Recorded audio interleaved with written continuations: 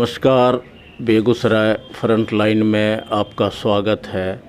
भारत सरकार के रेल मंत्रालय द्वारा वरिष्ठ नागरिकों को रेल में दी जाने वाली रियायत को बंद कर दी है। मैं अभी बहुत सारे यहाँ पर हैं वरिष्ठ नागरिक हैं और रेलवे में रियायत बंद कर दिया गया। वरिष्ठ नागरिकों को क्या परेशानी मुशक्क़त हो रही, इसी संदर्भ में मैं जानना चाह रहा हूँ। यहाँ पर जदयू के वरिष्ठ नेता चितरंजन प्रसाद सिंह हैं, उनसे मैं जानना चाहता हूँ जो सरकार ने वरिष्ठ नागरिकों को रेल में जो रियायत दी जा रही थी बंद कर दिया, इस पर आपकी क्या प्रतिक्रिया है, क्या होना चाहिए? मित्रों, फ्रंट लाइन के संवाददाता को हम धन्यवाद देते हैं कि वो आए हैं और हमारी प्रतिक्रिया जानना चाहते हैं कि भारत सरकार के रेल मंत्रालय के द्वारा जो वरिष्ठ नागरिकों को सुविधा दी जा रही थी वो समाप्त कर दिया गया। मेरी समझदारी में बिल्कुल बात ये स्पष्ट है। बहुत वर्षों से ये बात जहाँ तक हमको याद है कि 2000 में माननीय नीतीश कुमार अटल बिहारी वाजपेयी के प्रधानमंत्रित्व काल में रेल मंत्री थे और 5 बीडी मार्ग में रहा करते थे। मैंने उनको वहाँ कहा कि आप क्यों ठगते हैं लोगों को। कहा क्या ठगते हैं? हम कहा कि आदमी 60 साल के उम्र में रिटायर करता है और आप उस समय 2000 ईस्वी की मैं बात कर रहा हूँ, उस समय रेल में रियायत वरिष्ठ नागरिकों को 65 साल से शुरू होता था, महिलाओं को 60 साल से, पुरुषों को 65 साल। यही मैंने उदाहरण दिया कि आदमी को आप रिटायर कराते हैं सर्विस से 60 साल की उम्र में, तो उस दिन के बाद वो सीनियर सिटीजन माना जाएगा कि नहीं माना जाएगा? उसी दिन माननीय मुख्यमंत्री को, आज जो उस समय तत्कालीन रेल मंत्री थे, हम बधाई देना चाहते हैं आज के इस संदर्भ में भी कि उन्होंने उसी दिन रेल की बैठक बुला के हमको भी बुलाया और उसी दिन उन्होंने 60 साल की उम्र कर दिया। तब से 2000 से लेकर 2020 तक लगातार भारत सरकार के रेल मंत्रालय के द्वारा वरिष्ठ नागरिकों को सुविधा मिल रही थी। बल्कि 25% पहले था, अब 40% तक हो गया था और महिलाओं को 50% कर दिया गया था। महिला जो वरिष्ठ नागरिक थी ये जो बंद कर दिया गया रेलवे में रियायत, इस पर आपकी क्या प्रतिक्रिया है? भारत सरकार ने बड़ा ही अपराध किया है। मेरी प्रतिक्रिया सीधी मैं अपराध करता हूँ कि वरिष्ठ नागरिकों को और क्या सुविधा आप दे रहे हैं? वरिष्ठ नागरिकों को देना चाहिए।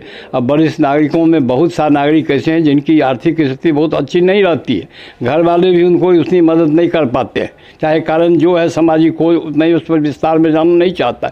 लेकिन वरिष्ठ नागरिकों को आप रेल में सुविधा दे रहे थे, बल्कि हवाई जहाज़ में भी मिला था। हवाई जहाज़ में भी था। मैं इस बात को जानता हूँ। एक बार नामवर सिंह को दिनकर जी की प्रतिमा के अनावरण में हम जब लाए, अभिमलकीर्ति सिंह कलेक्टर थे, तो पैसा देने की बात हुई तो हम पूरा पैसा देने लगे हवाई जहाज़ का LP शाही जी को। उन्होंने उसमें से 1200 या 1400 रुपया लौटा दिया। हम कहा लौटा रहे हैं? तो कहा कि इसमें आपको 25% कम वरिष्ठ नागरिक हिसाब से नामवर सिंह को कम लगा। ये सुविधा दी गई थी। आज प्रधानमंत्री लंबी बात करते हैं, सब कुछ है किसानों के इंटरेस्ट में, छात्रों के इंटरेस्ट में, लेकिन वरिष्ठ नागरिकों में क्या उनका हो जाता है समझ नहीं आती। और हमको सबसे बड़ा दुख ये होता है कि जो हमारे सांसद जीत के जाते हैं, चाहे जिस दल के भी हों, उनको भी इस बात की चिंता नहीं है कि वरिष्ठ नागरिकों की जो सुविधा आज 25 साल से मिल रही थी, उन सुविधा से वंचित क्यों रखा गया, इसका मैं कारण नहीं जानता हूँ। इसको लागू करना चाहिए, हमारी मांग है आज की तारीख में भी। और जो सांसद हैं उनसे मेरा आग्रह है, बिहार के और पूरे देश के सांसद, उनको वरिष्ठ नागरिकों पर ख्याल करनी चाहिए। मैं तो यहाँ तक मानता हूँ कि रेल के अलावे इलाज में भी वरिष्ठ नागरिकों को, जैसे 5 लाख की सुविधा आप देते हैं लाल कार्ड धारियों को, उसी तरह से 10 लाख तक की सुविधा वरिष्ठ नागरिकों को इलाज का मिलना चाहिए। MLC 6 महीना हो जाएगा, उनको मुफ्त में इलाज हो जाएगा। एक दिन के लिए एमएलसी बनेंगे, उनको मुख्य सुविधा होगी, लेकिन वरिष्ठ नागरिक जीवन भर सामाजिक कार्यों से व्यस्त रहता है। सामाजिक काम में बहुत लोग भाग लेते हैं और बहुत कई प्रकार से समाज की सेवा करते हैं। उसके बाद वो वरिष्ठ नागरिक के रूप में जाने जाते हैं और उनको इस तरह की सुविधा सरकार मुहैया करने में क्यों कटौती कर रही है, हमको समझ में नहीं बात आ रही है। हमको लगता है कि सरकार ये अपराध हम लोगों के साथ कर रही है, वरिष्ठ नागरिकों के साथ। इस पर पुनर्विचार करनी चाहिए। अभी मैं वरिष्ठ नागरिक जीडी कॉलेज के अवकाश प्राप्त प्रोफेसर बेगूसराय के इतिहासकार फुलेश्वर प्रसाद सिंह के पास हूँ और इनसे जानना चाह रहा हूँ, जो रेलवे मंत्रालय ने वरिष्ठ नागरिकों के लिए जो टिकटों में रियायत देती थी वो रियायत बंद कर दिया है। आप कैसा महसूस कर रहे हैं? देखिए सर, भारतीय लोकतंत्र में खास करके लोक कल्याणकारी राज्य के अंतर्गत जो जनता को राहत की नीति बनाई गई थी, मोदी सरकार उस सब को पलटने में लगा हुआ है।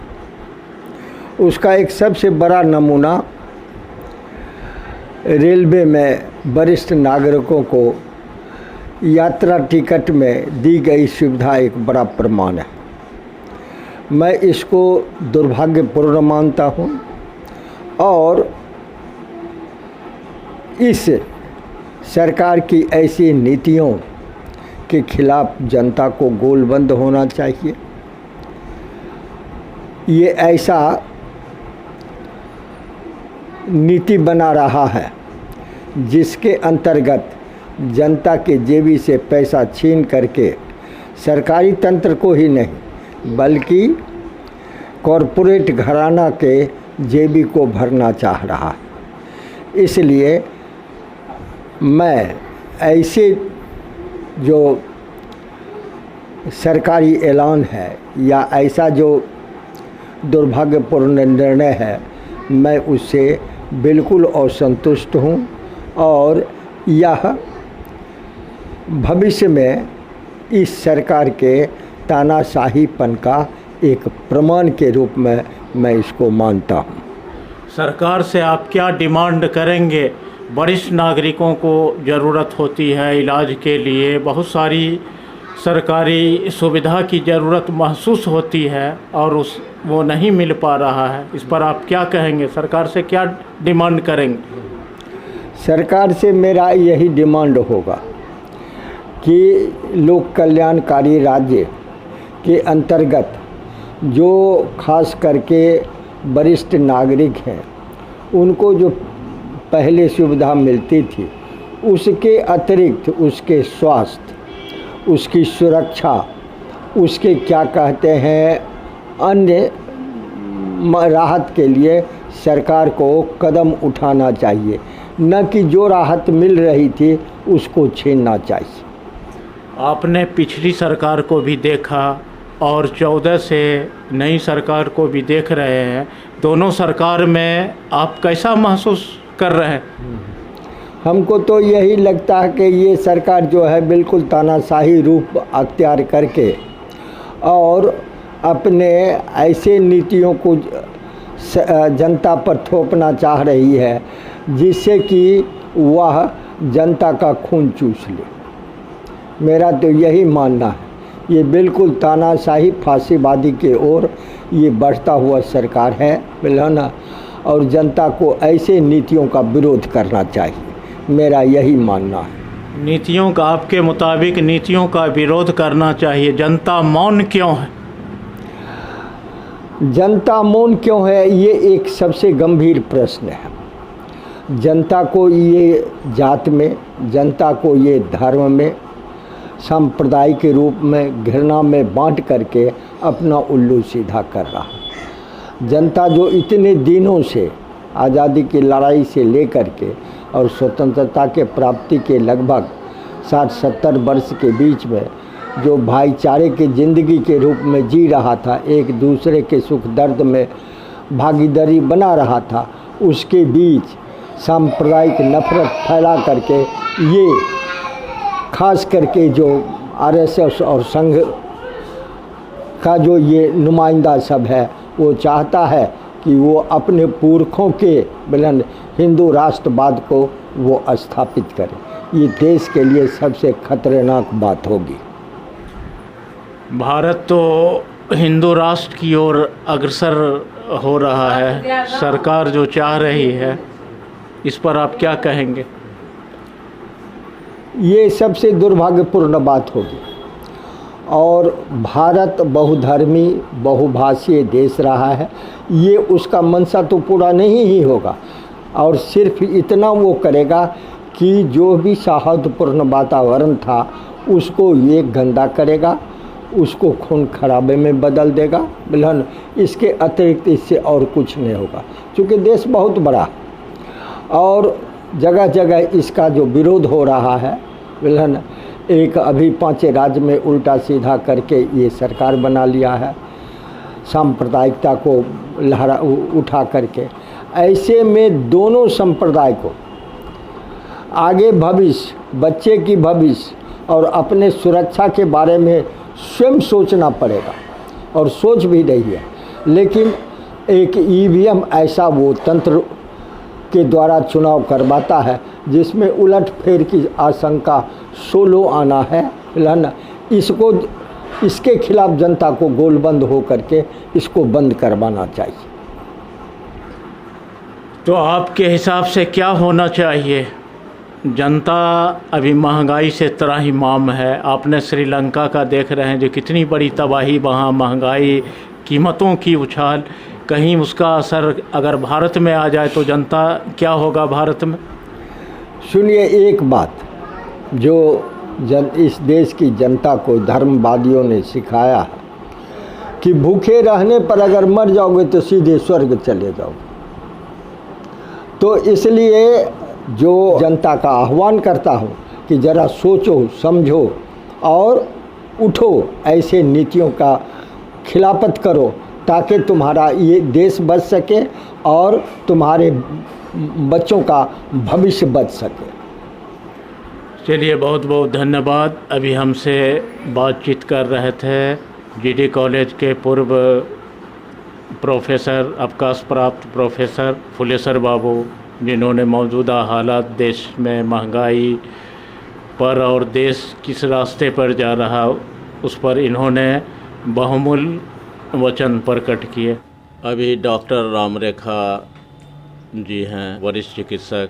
मैं उनसे जानना चाहता हूं, जो रेल मंत्रालय ने वरिष्ठ नागरिकों को रेल में रियायत बंद कर दी है, इस पर क्या उनकी प्रतिक्रिया? ये रियायत जो बंद की गई है, मेरे समझ से वरिष्ठ नागरिकों के साथ बहुत ही बुरा हुआ है। उनको जो सुविधा मिलती थी, काफ़ी सोच समझ करके लोगों ने तय किया था कि उन्हें सुविधा देनी ज़रूरी है। और बरसों से, हमको लगता है कई दशक से ये चल रहा था, लेकिन ये अचानक बंद कर दिया गया। हमको लगता है कि सरकार पूरी तरह से निजीकरण के लिए सोचती है और किसी भी तरह से अपने लिए पैसा बचाने के चक्कर में रहती है। और सरकार को जो जहाँ कटौती करनी चाहिए अपने खर्च पर, मंत्रियों और सांसदों विधायकों के खर्च में कटौती करनी चाहिए। अधिकारियों के लग्जूरियस जो खर्चे हैं उसमें कटौती करनी चाहिए। तो वो नहीं करके वरिष्ठ नागरिकों को, जो कि निहायत ही हमारे समाज के एक एसेट हैं और बहुत ही ज़रूरी है, उनकी मजबूरी है, वहाँ कटौती करके इसने अमानवीय काम किया। ये नहीं होना चाहिए। आप चिकित्सक हैं, चिकित्सा में वरिष्ठ नागरिकों को सरकार सुविधा दे रही तो ये सुविधा जो है उनके लिए कितना तक सही?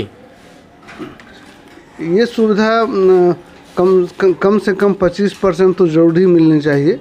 वो बढ़े तो और अच्छा है। वरिष्ठ नागरिक हमारे समाज के एसेट हैं, वो संपत्ति हैं, वो उनके अनुभव से हम लाभान्वित होते हैं। और वास्तव में वो किसी पर बोझ न बने, यह एक सम्मान भी उनके प्रति है, ये हमें ज़रूर देना चाहिए। अभी मेरे पास हैं वरीय अधिवक्ता बैजनाथ प्रसाद सिंह, कांग्रेस के वरिष्ठ नेता है। मैं इनसे जानना चाहता हूँ, जो रेल मंत्रालय ने वरिष्ठ नागरिकों को रेल सेवा में दी जाने वाली रियायत को बंद कर दी, इस पर आपकी क्या प्रतिक्रिया है? इसको आप कैसे देखते हैं? क्या होना चाहिए? वरिष्ठ नागरिकों को इंडियन कॉन्स्टिट्यूशन में भी प्रावधान है कि वरिष्ठ नागरिकों को सुविधा दी जाती है। अगर कोई वरिष्ठ नागरिक किसी मुकदमे से परेशान है तो वैसी स्थिति में भी कोर्ट उसको देखते हैं। मुझे समझ में नहीं आ रहा है कि जो सुविधा भारत सरकार की ओर से दी जा रही थी वो सुविधा एकाएक बंद कर दिया गया और वह सुविधा केवल रेल में बंद किया गया और जो एमएलए और एमपी हैं उस सुविधा का सदुपयोग कर रहे हैं।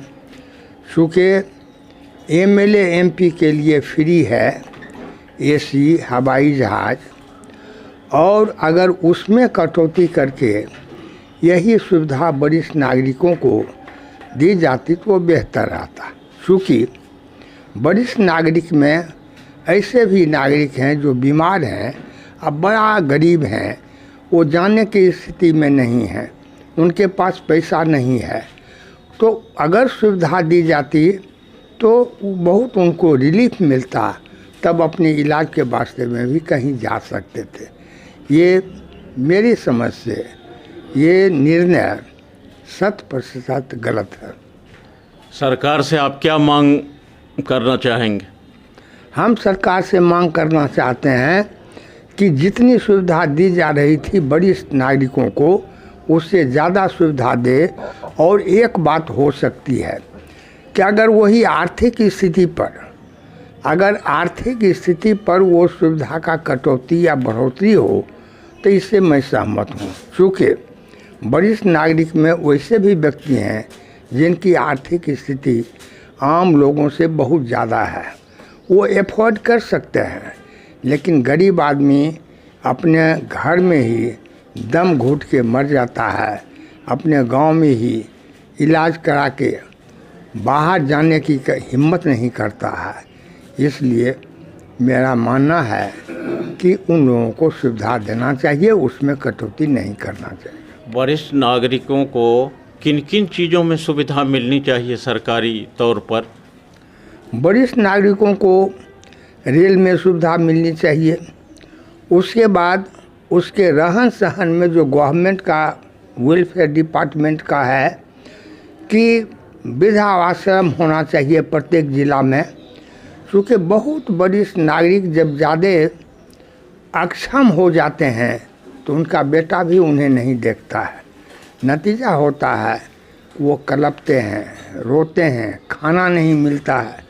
तो इस वजह से अगर वृद्धाश्रम होता ज़िले में या सब प्रखंड में तो उनको ये दिक्कत नहीं होती। और देखा गया है कि बहुत सारे लोग इसके वजह से सुसाइड भी कर लिए हैं, आत्महत्या भी किए हैं। इसलिए उनको सुविधा मिलनी चाहिए, रहन सहन, खाना पीना, ये सारे चीज़ों में जो उनके दैनिक जीवन के लिए अत्यंत आवश्यक है उसकी सुविधा अवश्य मिलनी चाहिए। अभी मेरे साथ है अवकाश प्राप्त प्रधानाध्यापक रामचंद्र सिंह। उनसे जानते हैं जो रेल सेवा में वरिष्ठ नागरिकों को जो दी जाने वाली रियायतें को बंद कर दी गई है सरकार द्वारा, आप कैसा महसूस कर रहे हैं? हम यह महसूस करते हैं कि सरकार एक बुज़ुर्ग आदमी, बुज़ुर्ग टीचर, बुज़ुर्ग कोई भी कर्मी हैं, शारीरिक मानसिक तनाव में रहते हैं, क्योंकि पैसे के अभाव हो गए हैं, परिवार का खर्चा बढ़ा हुआ है, कोई देखने वाला है तो नहीं, सब तो अपने अपने बाल बच्चा के पढ़ाने में, इधर उधर करने में व्यस्त रहते हैं। और हमको जो भी सरकारी सुविधा मिल रही थी वो तो बंद हो गया है। पहले हम लोग 60% या जो परसेंट मिलता था सुविधा उसका उपभोग करते थे। बैठने की व्यवस्था भी वृद्ध लोगों को नीचे बर्थ पर दिया जाता था। यह पहले की सरकार की सोच सही थी, लेकिन आज के युग में उसको बंद कर दिया गया। यह बहुत खेदजनक बात है, यह दुर्भाग्यपूर्ण है और वृद्ध लोगों के प्रति अन्याय हो रहा है। यह हमारे जीने का एक बहुत बड़ा सहारा था। हम घूमने फिरने वाले आदमी भी थे, छुट्टी के समय में बाहर भी जाते थे, तीर्थाटन इत्यादि में। ये सारी सुविधा हम मानसिक रूप से हम तनाव में रहते हैं। अभी भी इच्छा होती है कि जाते, लेकिन हमारे पास सुविधा नहीं है, इसलिए मैं इसका उपयोग नहीं कर रहा हूँ। अब मेरे सामने हैं वरिष्ठ पत्रकार आनंद रमन। इनसे जानते हैं जो रेलवे में वरिष्ठ नागरिकों को रियायतें बंद कर दी गई, कैसा महसूस कर रहे हैं? अवकाश प्राप्त ये शिक्षक भी हैं आनंद रमन जी। मैं वरिष्ठ नागरिक भी हूँ और एक समय था कि जब 40% रेलवे में रियायत पर टिकट मिलता था तो 35 रुपया में मैं पटना जाता था। आज 120 रुपया से 150 रुपया तक लगता है। यह अखरने की बात है और जिस अनुपात में महंगाई बढ़ रही है उस अनुपात में न डीए मिल रहा है न पेंशन मिल रही है। ऐसी स्थिति में यह अखरने की बात होती है। और बुढ़ापा में भी लोग चाहते हैं कि अधिक से अधिक हम भ्रमण कर सकें, खासकर तीर्थाटन में वो अधिक समय देना चाहते हैं। लेकिन रियायती टिकट ख़त्म होने के बाद लोगों को नहीं जा पाते हैं वो। और आज की तारीख में हमको जो पता है कि अमूमन 83% लोगों ने ऐसे भ्रमण करना छोड़ दिया है। ऐसी स्थिति में सरकार को सोचना चाहिए और वृद्धजनों को, सीनियर सिटीजन को यह सुविधा पुनः बहाल करनी चाहिए ताकि लोगों को बुढ़ापा में सुविधा मिल सके। और दूसरी बात है कि आज जिस उम्र से सीनियर सिटीजन गुजरते हैं तो उनको अधिक बीमारियों का सामना करना पड़ता है। ऐसी स्थिति में स्वास्थ्य के क्षेत्र में भी, चिकित्सा सेवा के क्षेत्र में भी इस ढंग के रियायत मिलनी चाहिए थी जो अभी तक नहीं मिल पा रही है। हम सरकार से मांग करते हैं कि स्वास्थ्य के क्षेत्र में भी रियायती इलाज कराने की व्यवस्था सरकार करे। वरिष्ठ नागरिकों में एकता नहीं है, इस मांग को लोग क्यों नहीं सरकार से डिमांड कर रहे हैं? ऐसा क्यों हो राज्य सरकार ने जो रियायतें दी रही थी उसको रोक दिया? इस पर आप क्या कहें? इसलिए कि इनका कोई संगठन नहीं है, बुढ़ापा में कोई एकता नहीं है, कोई ट्रेड यूनियन इन लोगों ने बनाया नहीं है और अपने ढंग से अपना राग और अपनी बात करते रहते हैं। इसलिए सरकार इस पर ध्यान नहीं देती, कोई संगठन नहीं। तो आप सरकार से क्या डिमांड करेंगे? सरकार से हम मांग करते हैं कि जो बुढ़ापा में खास करके केवल रेलवे में ही रियायत नहीं मिले, बल्कि स्टेट गवर्नमेंट की जो बसें हैं उनमें भी सुविधा मिलनी चाहिए थी। और मैं एक दिन गया था स्टेशन पर, पहले था वरिष्ठ नागरिक को प्राथमिकता टिकट कटाने में मिलती थी, वो भी अब हटा दिया गया है। अब वो भी नहीं मिलने की। टिकट में प्राथमिकता नहीं मिलता है तो रेल सफ़र में क्या मिलेगा प्राथमिकता? कहीं नहीं मिल रही, कहीं कोई सुविधा नहीं मिल रही है। और आज की तारीख में उम्मीद भी नहीं कर रहे हैं इस सरकार से। मेरे पास हैं वरिष्ठ नागरिक, कॉलेज से अवकाश प्राप्त हिंदी की प्राध्यापक और कवित्री लेखिका मिथिलेश कुमारी हैं। रेल मंत्रालय ने, भारत सरकार का रेल मंत्रालय ने वरिष्ठ नागरिकों को किराए में दी जाने वाले रियायत कंसेशन को बंद कर दी है। इसी पर मैं जानना चाहता हूँ, जो आप कैसा महसूस कर रहे हैं, क्या होना चाहिए? धन्यवाद आजमी सर। बड़ी खुशी है कि आप इस विषय पर मेरा विचार जानना चाहे हैं। और ये जो बुजुर्ग सीनियर सिटीजन को रेलवे में छूट दी जाती थी, रेलवे टिकट में छूट दी जाती थी 40% का, वो बंद जो किया गया है, ये कहीं से खुशी की बात नहीं है, ये तो दुख की बात है ना। अगर जिस समय रेलवे विभाग ने बुजुर्गों का ख्याल रख करके ढेर सारी सुविधाएं दी थी, बड़ी खुशी होती थी। उसके लिए लोअर बर्थ की व्यवस्था की गई थी, टिकट में कंसेशन दिया गया था, तो लगता था कि नहीं चलो बहुत अच्छी बात है। बुजुर्गों का ख्याल रखना सरकार को ज़रूरी है, इसलिए कि बुजुर्ग ज़्यादा बीमार पड़ते हैं, उसको आने जाने की ज़्यादा आवश्यकता पड़ती है, तो उसके लिए सुविधा होनी ही चाहिए। लेकिन आज जब विशेष परिस्थिति को बतलाते हुए बुजुर्गों की सुविधा बंद की गई है, तो ये कहीं से खुशी की बात नहीं है। मुझे थोड़ा मेरा मन भी आहत है। और अगर रिसोर्स की कमी हुई थी रेलवे विभाग में, बहुत तरह की कठिनाई आई है, विशेष परिस्थिति भी है, कोरोना लेकर के भी हर विभाग में कुछ न कुछ दिक्कतें आई है, लेकिन और सोर्स से उस की भरपाई की जा सकती थी। बुजुर्गों का ये सुविधा बंद करना कदाचित उचित नहीं है। सरकार ने अगर बंद की है तो ये कहीं से खुशी की बात नहीं है।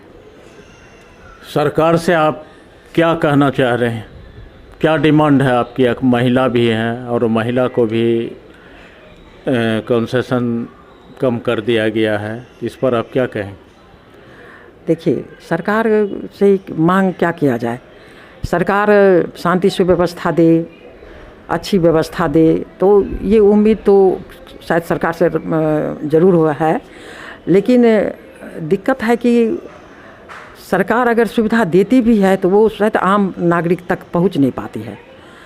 ये बड़े दुख की बात है। तो सरकार जो फैसला लेती है, जो सुविधा प्रदान करती है, उसको कड़ाई से लागू करें, कड़ाई से लागू करें। हर व्यक्ति को ये सुविधा मिलनी चाहिए, लेकिन वो हो नहीं पाता है, तो ये दुख की बात है। सरकार देती भी है और लोग को वो सुविधा मिल नहीं पाती है।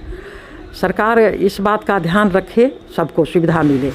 जैसे अभी महंगाई से लोग त्रस्त हैं, महंगाई बेहिसाब बढ़ती जा रही है, ढेर सारे कारण हैं। सरकार का दोष हम क्या दें, कुछ अंतर्राष्ट्रीय समस्याएं भी हैं और कुछ और भी घरेलू समस्याएं भी हैं। लेकिन अगर इस समस्या के कारण सरकार इस तरह की बुजुर्ग की सुविधा को बंद करती है तो शायद नहीं करनी चाहिए। बुजुर्गों को के साथ ही ये चालू रहना चाहिए था। और कुछ करती सरकार से हम उम्मीद यही करेंगे कि सरकार जो भी सुविधा देती है उसको कम से कम कड़ाई से लागू करें। सरकार ने बुजुर्गों के लिए दवा में 10% की छूट की घोषणा वर्षों पहले की है, लेकिन हम तो कहीं नहीं देखते हैं कि कोई दवाई दुकानदार सीनियर सिटीजन को 10% की छूट देता है, कहीं से नहीं दे रहा है। सस्ती दवाई की बातें होती है, लेकिन हम तो कहीं देख नहीं पा रहे हैं कि कहाँ सस्ती दवाई मिलती है और कौन सी वो दवा है जो सस्ती है, कहीं नहीं है। बुजुर्गों के लिए बीमार अधिक पड़ते हैं तो इसलिए दवा की ज़रूरत होती है, आने जाने की ज़रूरत पड़ती है, तो उसके लिए सुविधा होनी चाहिए थी। आप एक वरिष्ठ नागरिक हैं, महिला भी हैं, आप कैसा महसूस कर रहे हैं जो बुज़ुर्गों को इस उम्र में क्या क्या सेवा मिलना चाहिए सरकार के द्वारा? देखिए, बुजुर्गों के लिए स्वास्थ्य समस्या सबसे बड़ी है और उसकी सुरक्षा। बुजुर्ग समाज में बहुत प्रताड़ित हो रहे हैं, घर घर में थोड़ी समस्या है, उसकी अनदेखी होती है, तो उसके लिए भी सरकार ने बहुत सारे नियम कानून बनाई, लेकिन सरकार वैसा देखने को तो मिल नहीं रही है कि कहीं भी बुजुर्ग को प्रताड़ना नहीं मिल रही है या उसका शोषण नहीं हो रहा है। तो खैर उतना हद तक अपेक्षा करना भी सरकार से ठीक नहीं है, क्योंकि घर घर जा कर के हर परिवार को सुधारना, सब कुछ करना तो संभव नहीं है। लेकिन स्वास्थ्य समस्या भी बहुत जटिल है बुजुर्ग के लिए। अगर उसमें आने जाने में कुछ छूट मिल जाती है, दवा सस्ती मिल जाती है, तो बुजुर्ग के लिए इतना भी अगर सरकार से मिल जाती है तो बहुत कुछ सुविधा मिल जाए उसे। तो हम अपेक्षा यही करेंगे सरकार से कि सरकार कम से कम उसके स्वास्थ्य को ध्यान में रखते हुए बुज़ुर्गों के लिए ये जो टिकट में कटौती की गई है, जो छूट को बंद की गई है, इसे कम से कम बंद ना करें, या किए भी हैं तो जल्द ही चालू करें। बुज़ुर्गों का ध्यान उन्हें रखना चाहिए, सरकार को रखना चाहिए। तो सरकार से आप क्या मांग डिमांड करेंगे? कौन कौन चीज़ें बुज़ुर्गों को मिलना चाहिए इस उम्र में ज़रूरी है? स्वास्थ्य सेवा के साथ रेलवे और दवाई में भी मिलना चाहिए। जी मिलना चाहिए। 2 मुख्य कारण है, और सब समस्या तो हैं, लेकिन हर समस्या के लिए सरकार जिम्मेदार नहीं हो सकती है। लेकिन ये जो है रेलवे के टिकट में जो छूट है वो जारी रखे, सरकार को देना चाहिए। स्वास्थ्य सेवा में थोड़ा सा सरकार को थोड़ी तत्परता दिखानी चाहिए। उसके इलाज के लिए हॉस्पिटल में जल्दी सुविधा मिलनी चाहिए, हर तरह की सुविधा मिलनी चाहिए। इलाज में भी उन्हें प्राथमिकता मिलनी चाहिए। बुज़ुर्गों के लिए हर जगह कुछ न कुछ सरकार को ध्यान देना चाहिए। बुज़ुर्ग इतना उपेक्षित कहीं कहीं हो जाते हैं कि किसी भी कार्यालय में जाने से बुज़ुर्ग डरते हैं। वहाँ पर उसके लिए जो खड़ा नहीं हो पा रहे हैं, उसके बैठने की व्यवस्था नहीं है, उसके लिए कोई ध्यान नहीं दिया जाता है, तो बुज़ुर्गों के लिए बहुत मुश्किल हो रहा है ये सब बातें। तो हम चाहेंगे सरकार से कि सरकार बुज़ुर्गों के स्वास्थ्य और रेलवे की जो सुविधा है इस सबको जारी रखें बुज़ुर्गों के लिए। चलिए, बहुत बहुत धन्यवाद। हमसे बात कर रहे थे अभी मिथिलेश कुमारी,